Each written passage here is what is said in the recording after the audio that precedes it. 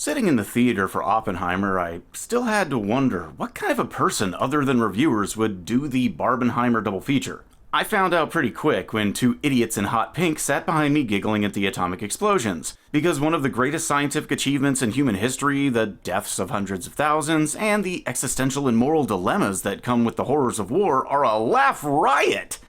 Did you eat a lot of paint chips when you were a kid? Why? The movie follows theoretical physicist J. Robert Oppenheimer, who helped give America the first atomic bomb, leading to the deaths of hundreds of thousands of men, women, and children, and the nuclear arms race. But why would a man create such a horrific weapon? Was it necessity, malice, or scientific arrogance? And what becomes of a man's soul once he's accomplished his goal, only to find so much blood on his hands? Well, that's one of the questions asked in Christopher Nolan's Oppenheimer, which follows the creation, use, and ultimate fallout of his work, in every sense of the word. Oppenheimer is an excellent film, but it has its issues, which I'll get into later.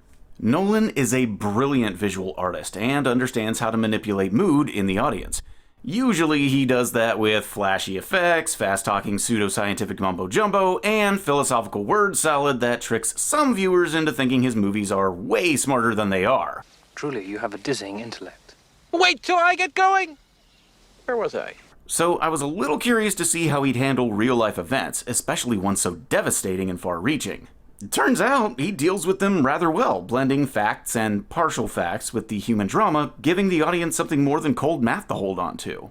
The story is told non-linearly, jumping back and forth between Oppenheimer's college days, his later work on the Manhattan Project, and the Senate hearings for his one-time friend Louis Strauss's cabinet appointment. Nolan repeats certain scenes, but from different perspectives, giving context to the events and insights into the mindsets of the players. Now, this all sounds a little dry, and some of it may be a snooze for the Barbie crowd, but through artful visual and auditory manipulation, and with the amazing performances of a stellar cast, the intensity of such auspicious events and the personal costs come alive. Cillian Murphy is amazing in the lead, bringing soft-spoken arrogance, vulnerability, and regret to a role not many could have tackled. I've always said he has a quiet, powerful intensity and constantly looks on the verge of tears or violence, a trait that served him pretty well in Peaky Blinders and is put to great effect here. Emily Blunt, as Kitty Oppenheimer, evokes memories of amazing, powerful women of the classical screen like Talia Shire and Katharine Hepburn, bringing nuance and power to a character that might otherwise have been trite. And Robert Downey Jr. as Louis Strauss delivers one of the best performances of his career,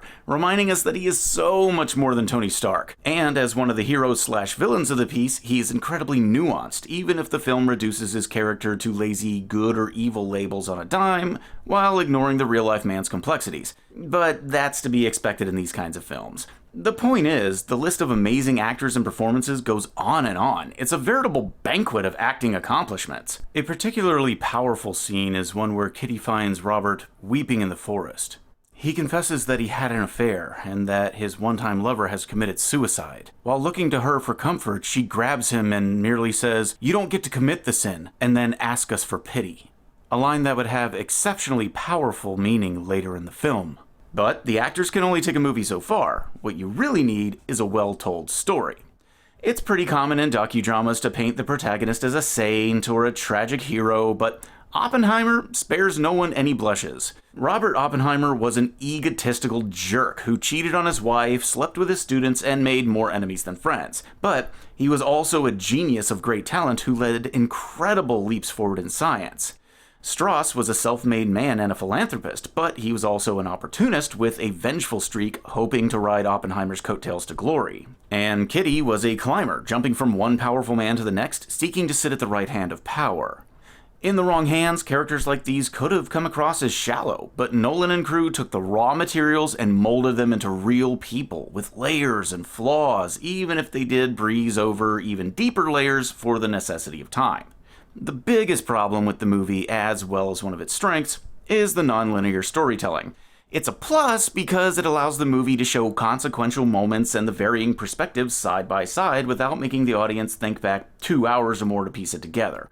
But it also makes the film difficult to follow. The events of the film take place over the course of a decade or more, but there are times when you don't get the sense of when or where you are. A perfect example is when Strauss and Oppenheimer are arguing about the potential for a hydrogen bomb, which is intercut with scenes of Oppenheimer arguing about the Manhattan Project and his security clearances, intercut with a scene that happened 5 years before where he's at a dinner party and then back to the conference with Downey.